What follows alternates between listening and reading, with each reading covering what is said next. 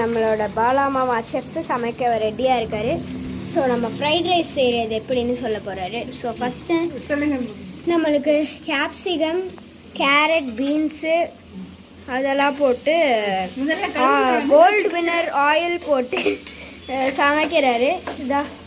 இந்த மாதிரி நீங்கள் நல்லா கலந்துக்கிட்டே இருக்கணும். இதுக்காக நாங்கள் ஒரு சாஸ் போட்டிருக்கோம்.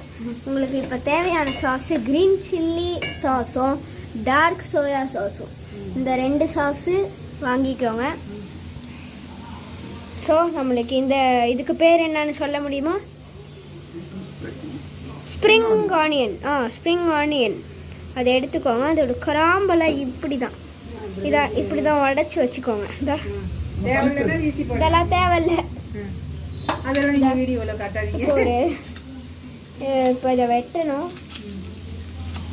அது வரைக்கும் நம்மளோட ஃப்ரைட் ரைஸ்க்கு சாப்பாடு வெந்துக்கிட்டே இருக்கும். அதை கலந்துக்கோங்க அப்பப்போ, இல்லைன்னா நம்மளுக்கு ரொம்ப அடி பிடிச்சி கருகிற மாதிரி ஆயிடும். ஸோ இந்த மாதிரி எடுத்து வச்சு வெட்டிக்கோங்க. அப்படி இதான் இந்த மாதிரி.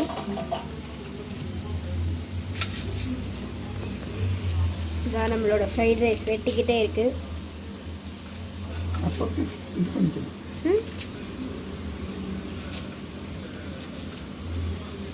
இதுக்கு என்னென்ன போட்டிருக்காருன்னு கேளுங்க. என்னென்ன போட்டிருக்கீங்கன்னு தான் நான் சொல்லிட்டேன். ஸ்ப்ரிங் ஆனியன் எடுத்து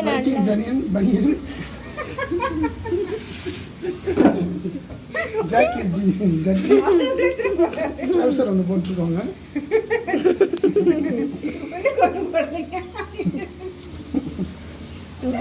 இப்படி இந்த மாதிரி தூளாக கட் பண்ணிக்கோங்க நம்மளோட ஃப்ரைட் ரைஸ்.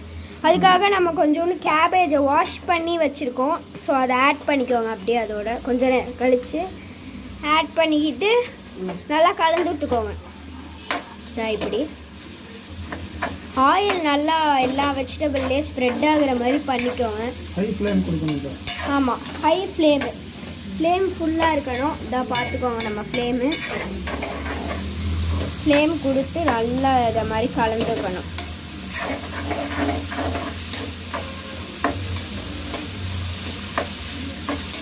அப்போ முன்ன சொன்ன மாதிரியே இதில் நிறைய ஆயில் எல்லாம் சேர்த்துக்கணும்.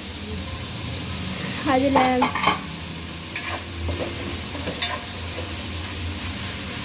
ஆயில் சேர்க்குற மாதிரி கொஞ்சம் கலந்துக்கணும். இன்றைக்கி நாங்கள் கோல்டு வின்னர் ஆயில் சேர்த்துருக்கோம், நல்ல பிராண்டட் ஆயிலு.